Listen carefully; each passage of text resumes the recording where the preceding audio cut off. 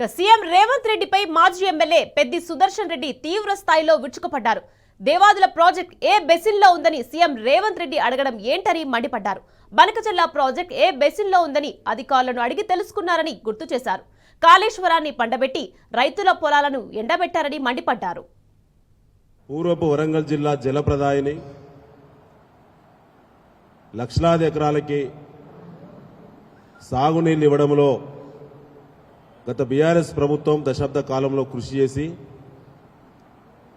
ఈ జిల్లా రైతుల కాళ్లు కడిగి 2 పంటలకు నీళ్లిచ్చి దాదాపు పూర్తి దశకు వచ్చినటువంటి దేవాదుల ప్రాజెక్టు సంబంధించి వెకిలి మాటలు మాట్లాడినటువంటి రేవంత్ రెడ్డి వెంటనే రైతులకు క్షమాపణ చెప్పాలని, ప్రాజెక్టుల పట్ల రేవంత్ రెడ్డి అదేవిధంగా ఉత్తమ్ కుమార్ రెడ్డి కాంగ్రెస్ పార్టీకి ఉండబడినటువంటి అవివేకమైనటువంటి ఆలోచనలకు అద్దం పట్టింది నిన్న రేవంత్ రెడ్డి మాటలు. దేవాదుల ప్రాజెక్టు ఏ బేసిన్లో ఉందని, అది గోదావరి బేసిన్లో ఉన్నదా ఇతర బేసిన్లో ఉందా అనేటువంటి ఒక వ్యంగ్యమైన వెకిలి అవహేళన చేసేటువంటి మాటలు రేవంత్ రెడ్డి మాట్లాడాడు.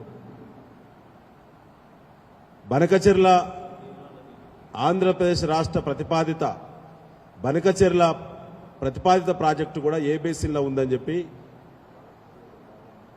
అధికారులను అడిగి తెలుసుకున్నాడు. నిన్నంటే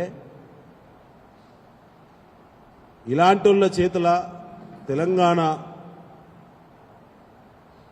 నీళ్ల ప్రాజెక్టులు ఇలాంటి వాళ్ళ చేతులు పెడితే ఆ ప్రాజెక్టులకు రక్షణ ఉన్నదా? ఆ ప్రాజెక్టులు లైవ్లో ఉండగలుగుతాయా? కాళేశ్వరాన్ని పండబెట్టి అదేవిధంగా రైతుల పొలాలు ఎండబెట్టి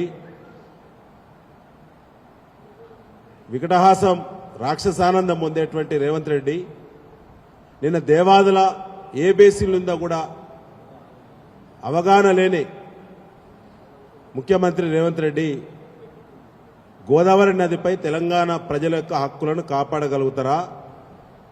ఒకసారి తెలంగాణ ప్రజలు, తెలంగాణ రైతులు, ముఖ్యంగా మన వరంగల్ రైతులను, వరంగల్ ప్రజలను, వరంగల్ పేరు మీద ఉన్నటువంటి ఏకైక ప్రాజెక్టు టీఆర్ఎస్ ఆవిర్భావం సందర్భంగా 2001లో కేసీఆర్ గారి భయానికి పునాది పడ్డటువంటి దేవాదుల ప్రాజెక్టును అవహేళన చేసినటువంటి రేవంత్ రెడ్డి యొక్క మాటలను బీఆర్ఎస్ పార్టీ తీవ్రంగా ఖండిస్తున్నది.